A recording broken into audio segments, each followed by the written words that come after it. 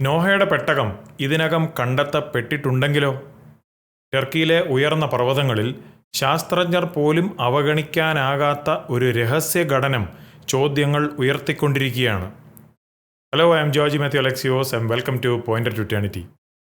ടർക്കിയിലെ പ്രശസ്തമായ അരാരാത്ത് പർവ്വതത്തിന് സമീപം ലോകമെമ്പാടുമുള്ള ഗവേഷകരുടെ ശ്രദ്ധ പിടിച്ചുപറ്റിയ ഒരു അത്ഭുതകരമായ രൂപം സ്ഥിതി ചെയ്യുന്നു. ചിലർ വിശ്വസിക്കുന്നു ഇത് നോഹയുടെ പെട്ടകത്തിൻ്റെ അവശിഷ്ടങ്ങളായിരിക്കാമെന്ന്. ഇവിടെയാണ് ബൈബിൾ വിവരണം നാം ഒന്ന് ശ്രദ്ധിക്കണം. ഭൂമി ഒട്ടാകെ മൂടിയ മഹാപ്രളയത്തെക്കുറിച്ച് ബൈബിൾ നമ്മോട് പറയുന്നുണ്ട്. ഉൽപ്പത്തിയുടെ പുസ്തകം 7-ാം അധ്യായം 17 മുതൽ 19 ഇങ്ങനെ പറയുന്നു: പ്രളയം 40 ദിവസം ഭൂമിയിൽ തുടർന്നു. ആകാശത്തിന് കീഴിലുള്ള ഉയർന്ന പർവ്വതങ്ങൾ എല്ലാം മൂടപ്പെട്ടു. ദൈവം നോഹയോട് തൻ്റെ കുടുംബത്തെയും മൃഗങ്ങളെയും രക്ഷിക്കുവാൻ ഒരു പെട്ടകം പണിയുവാൻ കൽപ്പിച്ചു. ഇനി ആ പെട്ടകത്തിൻ്റെ രൂപകൽപ്പനയോ?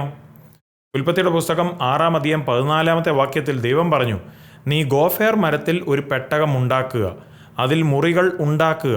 അതിൻ്റെ വലിപ്പവും ബൈബിൾ വ്യക്തമാക്കുന്നുണ്ട്.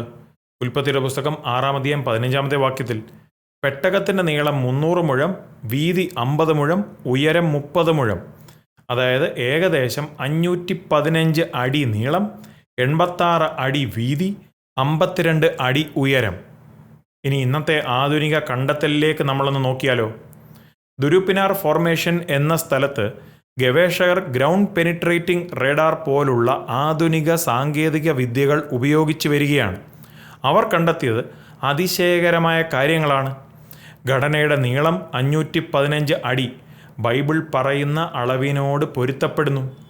തുരങ്കങ്ങളെപ്പോലെ തോന്നുന്ന ഘടനകൾ, ഒരു മധ്യഭാഗത്തെ ശൂന്യമുറി, കപ്പലിൻ്റെ അകത്തുള്ള മുറികളെപ്പോലെ തോന്നുന്ന രൂപങ്ങൾ. ചില ഗവേഷകർ വിശ്വസിക്കുന്നത് ഇത് പല നിലകളുള്ള പെട്ടകത്തിൻ്റെ വിവരണത്തോട് പൊരുത്തപ്പെടുന്നു എന്നതാണ്.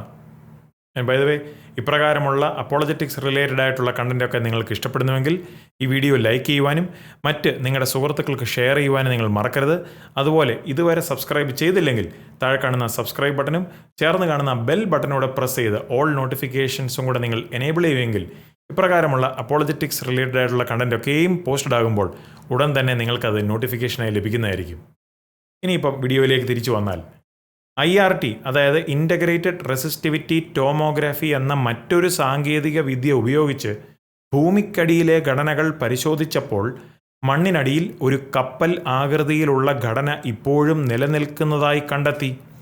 മണ്ണ് സാമ്പിളുകൾ പരിശോധിച്ചപ്പോൾ ഈ ഘടന മനുഷ്യർ നിർമ്മിച്ചതാകാമെന്ന സൂചനകളും ലഭിച്ചു. നോവാസ് ആർക്ക് സ്കാൻസ് എന്ന സംഘത്തിലെ ഗവേഷകനായ ആൻഡ്രൂ ജോൺസ് പറയുന്നതനുസരിച്ച് 2024 അവർ ആ പ്രദേശത്തിനുള്ളിലും പുറത്തുമായി 88 മണ്ണ് സാമ്പിളുകൾ എടുത്തു. അവ കണ്ടെത്തിയത് ആ രൂപത്തിനുള്ളിലെ മണ്ണിൽ 3 മടങ്ങ് കൂടുതൽ ജൈവവസ്തുക്കൾ, 38% കൂടുതൽ പൊട്ടാസ്യം. ഇത് ആ മണ്ണ് വ്യത്യസ്തമാണെന്ന് കാണിക്കുന്നു. സമുദ്രനിരപ്പിൽ നിന്ന് ഏകദേശം 6500 അടി ഉയരത്തിലുള്ള ഈ സ്ഥലത്തിന് ചുറ്റുമുള്ള ഫോസിൽ അവശിഷ്ടങ്ങൾ മഹാപ്രളയത്തിൻ്റെ തെളിവുകളായിരിക്കാമെന്ന് അവർ പറയുന്നു. പുരാതന പവിഴങ്ങളും ശംഖുകളും കണ്ടെത്തിയതിലൂടെ ഒരു സമയത്ത് ഈ പ്രദേശം വെള്ളത്തിനടിയിലായിരുന്നു എന്നതിനും തെളിവ് ലഭിക്കുന്നു.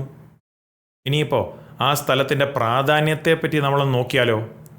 ഉൽപ്പത്തി 8:4 ബൈബിൾ പറയുന്നു, പെട്ടകം അരാരാത്ത് പർവ്വതങ്ങളിൽ നിൽക്കുകയുണ്ടായി.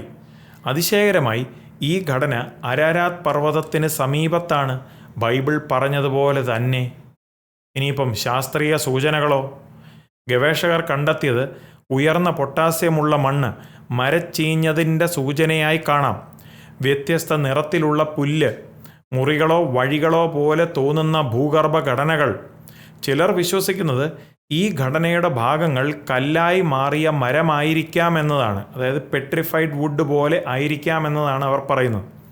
ഇപ്പോൾ ശാസ്ത്രജ്ഞർ ഒരു റിമോട്ട് കൺട്രോൾഡ് റോബോട്ടിക് ഉപകരണം നിർമ്മിച്ച് ഈ തുരങ്കങ്ങളിലേക്ക് അയക്കാൻ പദ്ധതിയിടുകയാണ്. അപ്പോൾ തന്നെ എല്ലാവരും ഇതുമായി യോജിക്കുന്നുമില്ല.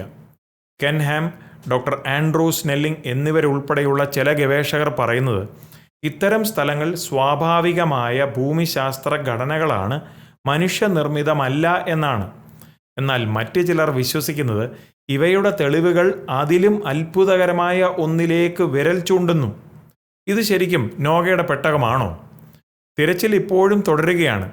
ഒരു ദിവസം ഈ ഘടനയുടെ അകത്തേക്ക് ക്യാമറകൾ ഇറക്കി കൂടുതൽ തെളിവുകൾ കണ്ടെത്താനാകുമെന്ന് ഗവേഷകർ പ്രതീക്ഷിക്കുന്നു. എന്നാൽ ഈ കണ്ടെത്തലിനും അപ്പുറം നോഹയുടെ കഥ നമ്മെ ഓർമ്മിപ്പിക്കുന്നത് ഇതാണ്: ദൈവത്തിൻ്റെ മുന്നറിയിപ്പ്, ദൈവം ഒരുക്കിയ രക്ഷ, ദൈവത്തിൻ്റെ വിശ്വസ്തത.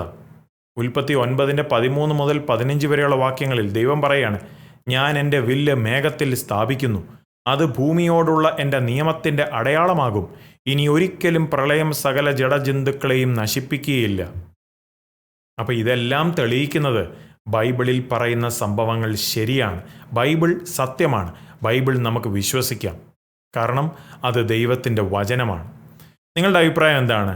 ഇത് ശരിക്കും നോഹയുടെ പെട്ടകം തന്നെയാണോ, അല്ലെങ്കിൽ ഒരു സ്വാഭാവിക രൂപമാണോ? നിങ്ങളുടെ കമൻറ്റുകൾ താഴെ രേഖപ്പെടുത്തുക. So thanks for watching. God bless.